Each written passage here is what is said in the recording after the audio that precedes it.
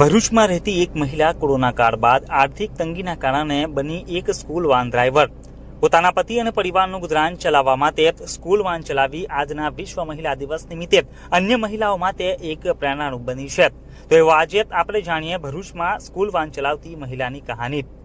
હાલના સમયમાં મહિલાઓ પુરુષ કરતા ઘણા સ્તરે આગળ નીકળી ગઈ છે। કોઈ પણ વ્યવસાય હોય કે ગૃહ ઉદ્યોગ પોતાની જાતે મહેનત કરીને હંમેશા અવ્વલ નંબરે રહેતી હોય છે। આજના યુગમાં દરેક મહિલાઓ અલગ અલગ ક્ષેત્રમાં પોતાની ક્ષમતા મુજબની કામગીરી કરીને પતિ અને પરિવારને આર્થિક સહાય કરી છે। ત્યારે ભરૂચ જિલ્લાના હલદરવા ગામમાં રહેતા આરતીબેન ધર્મેશભાઈ પટેલ નારી શક્તિનું ઉત્તમ ઉદાહરણ પૂરું પાડી રહ્યા છે। તેઓ છેલ્લા 2 વર્ષથી સ્કૂલ વાન ચલાવે છે અને પોતાના પતિને આર્થિક રીતે મદદ કરે છે।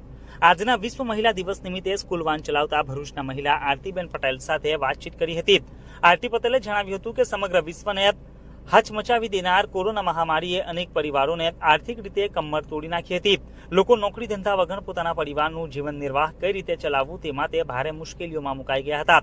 મારા પતિ પણ સ્કૂલ વાન ચલાવીને અમારું ગુજરાન પૂરું પાડતા હતા, પરંતુ કોરોના મહામારીના કારણે સ્કૂલો બંધ થતા તેમના પરિવારને ભારે આર્થિક સંકળામણનો સામનો કરવો પડ્યો હતો, જેથી પતિને મદદરૂપ થવા તેમની પાસેથી 4 વ્હીલ ગાડી શીખીને આજે સ્કૂલ વાન ચલાવીને પતિની સાથે બાળકોને મૂકવા અને લાવવાની કામગીરી કરી રહી છું। તેઓ આજે મારાથી ખૂબ જ ખુશ છે।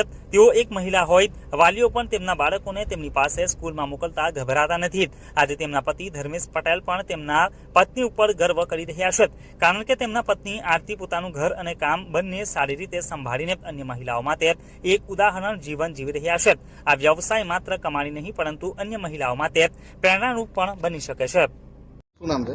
આરતીબેન ધર્મેશભાઈ પટેલ। આરતીબેન, તમે વાન ચલાવો છો, શું કહેશો તમે? મને બહુ પ્રાઉડ થાય છે કે હું એક લેડીઝ થઈને વાન ચલાવું છું, સ્કૂલ વેન ચલાવું છું। બધા બાળકોની કાળજી સારી રીતે રાખીને એમને લઈ જાઉં છું, લાવું છું, ટાઈમ પર પહોંચાડું છું, ટાઈમ પર ઘરે છોડું છું। એટલા માટે મને પેરેન્ટ્સ પણ ખૂબ સપોર્ટ કરે છે। વાન ચલાવવાનો વિચાર ક્યાંથી આવ્યો અને ક્યાંથી એની તમને તાલીમ મળી?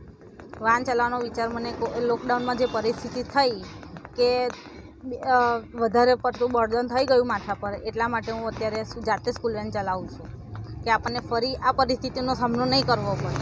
આપણી પાસે થોડા ઘણા પૈસા બેંક બેલેન્સ પડ્યું હોય તો આપણે આવું કંઈક હોય તો આપણને એ કામ લાગે। કેટલા બાળકોને લાવ લઈ જાઓ તમે આ કામ કરો? 30।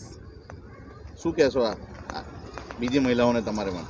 બીજી મહિલાઓને પણ હું એવું કહું કે તમે બી જાતે કંઈક આવું કરો તો આપણે કોઈકની પાસેથી હાથ લાંબો નહીં કરવો પડે, ને પ્લસ કે બીજું કે આપણા હસબન્ડને પણ હેલ્પ થાય, એમને પણ માથા પર એટલું બર્ડન ના રહે કે જે ઘર ચલાવવામાં જરૂરી છે।